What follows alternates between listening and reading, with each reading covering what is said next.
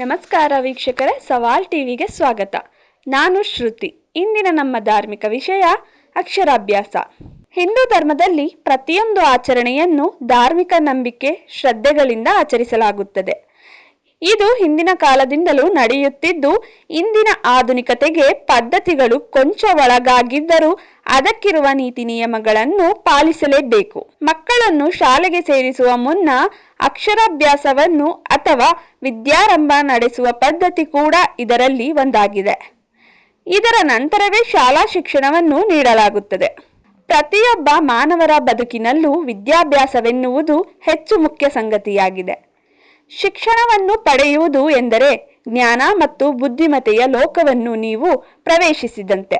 ದೇವಿ ಸರಸ್ವತಿಯನ್ನು ಪೂಜಿಸುವ ಮೂಲಕ ಅಕ್ಷರಾಭ್ಯಾಸದ ಕ್ರಿಯೆಯನ್ನು ನೀವು ಆರಂಭಿಸಬಹುದಾಗಿದೆ. ಅಕ್ಷರಾಭ್ಯಾಸ ಹಿಂದೂ ಪದ್ಧತಿ ಭಾರತೀಯ ಪರಂಪರೆಯಲ್ಲಿರುವ ಅತ್ಯಂತ ಪುರಾತನ ಮತ್ತು ಮಹತ್ವದ ಶಿಕ್ಷಣ ವಿಧಾನವಾಗಿದೆ. ಇದು ಮಕ್ಕಳ ಶಿಕ್ಷಣದ ಆರಂಭಿಕ ಹಂತವಾಗಿದ್ದು, ವಿದ್ಯಾಭ್ಯಾಸವನ್ನು ಪವಿತ್ರ ಕಾರ್ಯವೆಂದು ಪರಿಗಣಿಸುವ ಹಿಂದೂ ಸಂಸ್ಕೃತಿಯ ಪ್ರತಿಬಿಂಬವಾಗಿದೆ. ಈ ಪದ್ಧತಿ ಮಕ್ಕಳ ಭೌತಿಕ, ನೈತಿಕ ಮತ್ತು ಆಧ್ಯಾತ್ಮಿಕ ಬೆಳವಣಿಗೆಯನ್ನು ಒಟ್ಟಾಗಿ ಉತ್ತೇಜಿಸುತ್ತದೆ. ಹೆಚ್ಚಿನ ರಾಜ್ಯಗಳಲ್ಲಿ ಅಕ್ಷರಾಭ್ಯಾಸವನ್ನು ವಿಜಯದಶಮಿಯಂದೇ ಆಚರಿಸುತ್ತಾರೆ. ಇದು ವಿಜಯದ ಸಂಕೇತವಾಗಿದೆ. ಅಜ್ಞಾನದ ಅಂಧಕಾರದ ಮೇಲೆ ನಡೆಸಿರುವ ವಿಜಯ ಎಂಬುದಾಗಿ ಇದನ್ನು ಕರೆಯಲಾಗಿದೆ. ಇಚ್ಛಾ, ಕ್ರಿಯಾ ಮತ್ತು ಜ್ಞಾನಗಳೆಂಬ ಮೂರು ಶಕ್ತಿಗಳು ಒಂದಾಗಿರುವ ದಿನ ಇದಾಗಿದ್ದು, ಇದು ನಿಮ್ಮ ಜ್ಞಾನ ದಿವಿಗೆಯನ್ನು ಬೆಳೆಸಲು ಸಹಕಾರಿಯಾಗಿದೆ.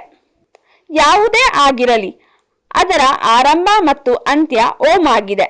ಇದು ಶಾಶ್ವತತೆಯ ಚಿಹ್ನೆಯಾಗಿದೆ. ಈ ಗುರುತನ್ನು ಬರೆಯುವ ಮೂಲಕವೇ ಮಕ್ಕಳಿಗೆ ಅಕ್ಷರಾಭ್ಯಾಸವನ್ನು ಮಾಡಿಸಲಾಗುತ್ತದೆ. ಒಟ್ಟಾರೆ ಅಕ್ಷರಾಭ್ಯಾಸ ಹಿಂದೂ ಪದ್ಧತಿ ಭಾರತೀಯ ಶಿಕ್ಷಣ ವ್ಯವಸ್ಥೆಯ ಪವಿತ್ರ ಮತ್ತು ಮಹತ್ವದ ಅಂಗವಾಗಿದೆ. ಈ ಪದ್ಧತಿ ಮಕ್ಕಳಿಗೆ ಕೇವಲ ಅಕ್ಷರ ಜ್ಞಾನವನ್ನಷ್ಟೇ ನೀಡದೆ ವಿದ್ಯೆಯ ಮೇಲಿನ ಗೌರವ, ಶಿಸ್ತು, ಸಂಸ್ಕಾರ ಮತ್ತು ಗುರುಭಕ್ತಿಯನ್ನು ಬೆಳೆಸುತ್ತದೆ. ವಿದ್ಯೆಯನ್ನು ದೇವ ಸಮಾನವೆಂದು ಪರಿಗಣಿಸುವ ಹಿಂದೂ ಸಂಸ್ಕೃತಿಯ ಆಶಯವನ್ನು ಇದು ಸ್ಪಷ್ಟವಾಗಿ ಪ್ರತಿಬಿಂಬಿಸುತ್ತದೆ. ಆದ್ದರಿಂದ ಅಕ್ಷರಾಭ್ಯಾಸ ಹಿಂದೂ ಪದ್ಧತಿ ಇಂದಿಗೂ ಪ್ರಾಸಂಗಿಕವಾಗಿದ್ದು, ಮುಂದಿನ ಪೀಳಿಗೆಯ ಶಿಕ್ಷಣಕ್ಕೆ ದೃಢವಾದ ಅಡಿಪಾಯವನ್ನು ಒದಗಿಸುತ್ತದೆ. ಹೀಗೆ ಹೆಚ್ಚಿನ ವಿಡಿಯೋಗಳಿಗಾಗಿ ಸವಾಲ್ ಟಿವಿಯನ್ನು ಸಬ್ಸ್ಕ್ರೈಬ್ ಮಾಡಿ. ಈ ವಿಡಿಯೋ ಇಷ್ಟವಾಗಿದ್ದಲ್ಲಿ ಲೈಕ್ ಮಾಡಿ, ಶೇರ್ ಮಾಡಿ. ನಿಮ್ಮ ಅನಿಸಿಕೆಗಳನ್ನು ಕಮೆಂಟ್ನ ಮೂಲಕ ನಮಗೆ ತಿಳಿಸಿ.